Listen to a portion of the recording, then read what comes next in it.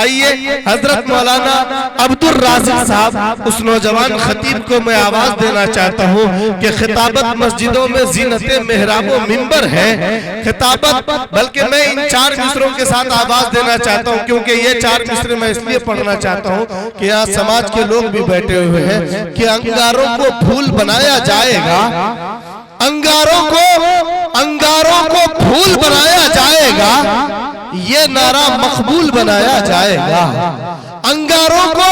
پھول بنایا جائے گا، یہ نعرہ مقبول بنایا جائے گا،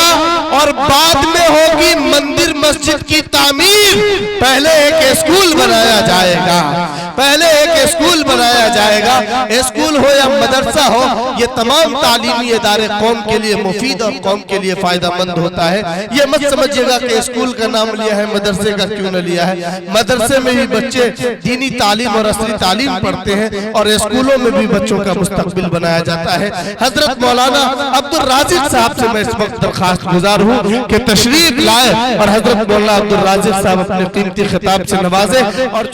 نحمده ونستعينه ونستغفره ونؤمن به ونتوكل عليه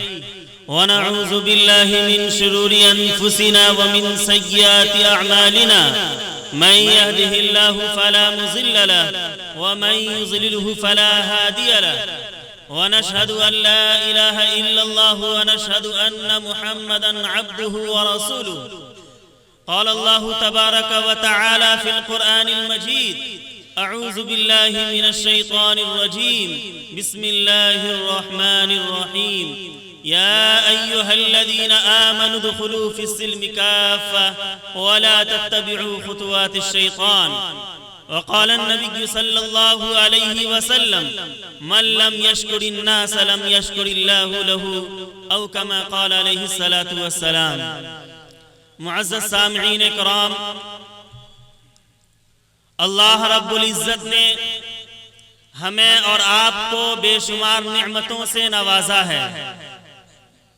اور اللہ رب العزت ہمیں اور آپ کو اتنی نعمتوں سے نوازا ہے، اتنی نعمتوں سے نوازا ہے کہ اللہ رب العزت نے اپنی پیاری اور معصوم مخلوق فرشتوں کو بھی اتنی نعمتوں سے نہیں نوازا جن نعمتوں سے اللہ رب العزت نے انسانوں کو نوازا ہے۔ اور اتنی ساری چیزیں جو ہم دیکھ رہے ہیں وہ ساری کی ساری چیزیں اللہ رب العزت نے انسانوں کے فائدے کے لیے پیدا فرمایا ہے۔ یہ زمین، یہ آسمان، یہ چاند، یہ سورج، یہ ستارے، یہ ہوا میں نظر آنے والے سیارے اور نہ نظر آنے والے سیارے، یہ ساری کی ساری چیزیں اللہ رب العزت نے انسانوں کے فائدے کے لیے پیدا فرمایا ہے۔ اور انسان کو کس لیے پیدا فرمایا؟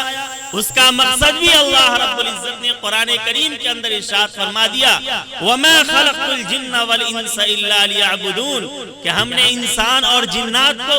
اپنی عبادت کے لیے پیدا فرمایا ہے۔ یہ ہے انسان کا مقصد۔ اللہ رب العزت نے جو انسان کو پیدا فرمایا ہے، یہ انسان کے پیدا کرنے کا یہ مقصد ہے۔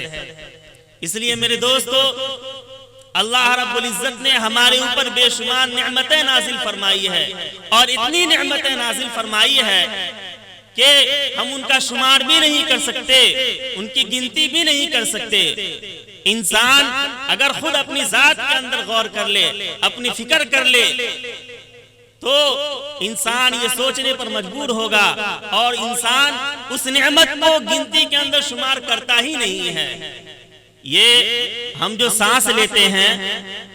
دن بھر میں اور منٹوں اور سیکنڈوں میں نہ جانے کتنی مرتبہ ہم سانس لے لیتے ہیں، یہ اللہ رب العزت کا ہمارے اوپر بہت بڑا احسان ہے کہ اللہ رب العزت نے ہمیں زندگی دی ہے۔ اور اس سانس لینے میں 2 نعمتیں اللہ رب العزت نے انسانوں کے اندر موجود رکھا ہے کہ انسان